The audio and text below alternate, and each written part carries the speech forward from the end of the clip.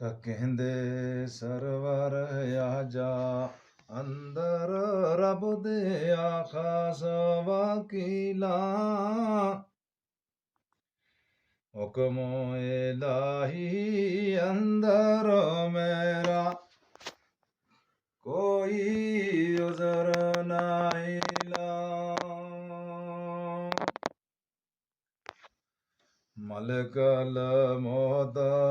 ਲੰਘ ਆਇਆ ਅੰਦਰ ਜਾਂ ਸਰਵਰ ਫਰਮਾਇਆ ਕਿ ਅਸਲਾਮ ਅਲੈਕੁਮ ਹਜ਼ਰਤ ਰੱਬ ਦੀ ਹਾਮੇ ਹੋਇਆ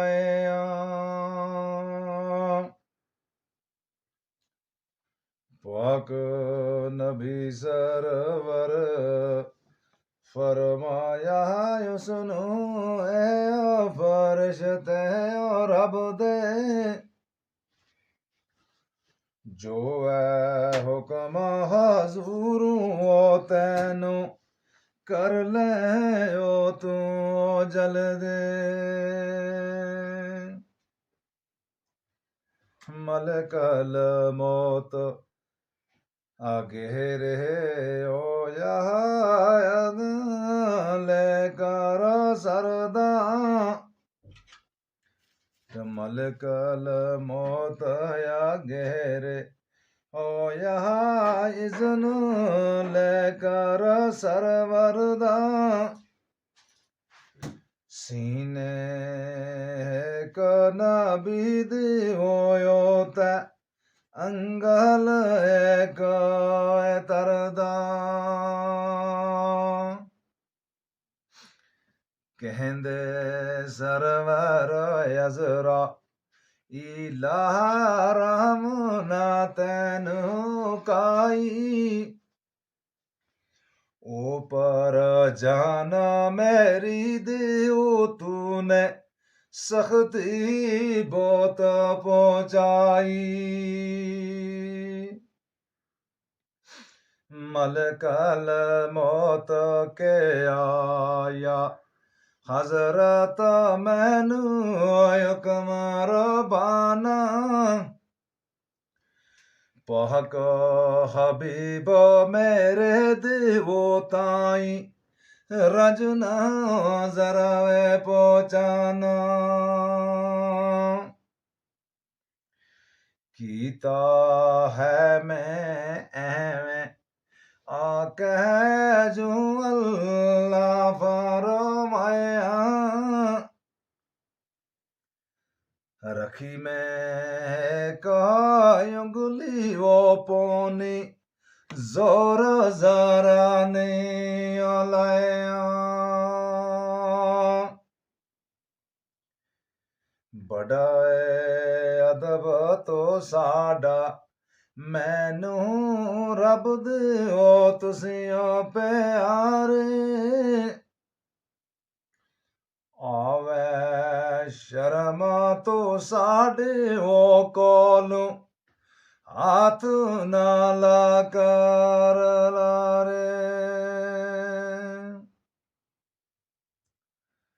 सरवर ने फरमाया उसनू के गल तू जबराइला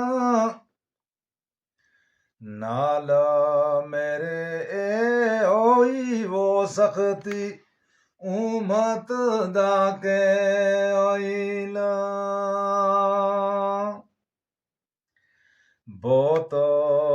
गुनाई उमत मेरी फिक्र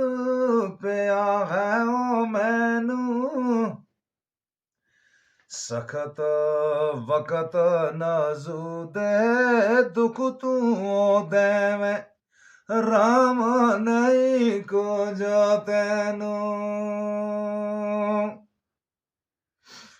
उम्मत तेरी नाल करना ऐसी वो सख्ती पारी उम्मत मेरी नाल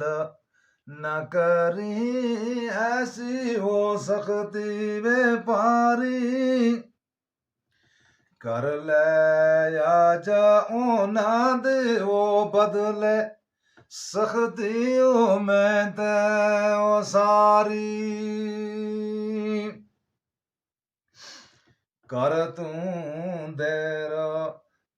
तहमला जरा अंदर ऐसो इरादे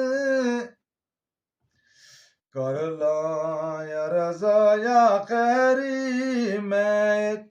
आ गयो पाक खुदा दे आए ख्वाहिशो जबरा इलात कीती पाक या बीबो इलाई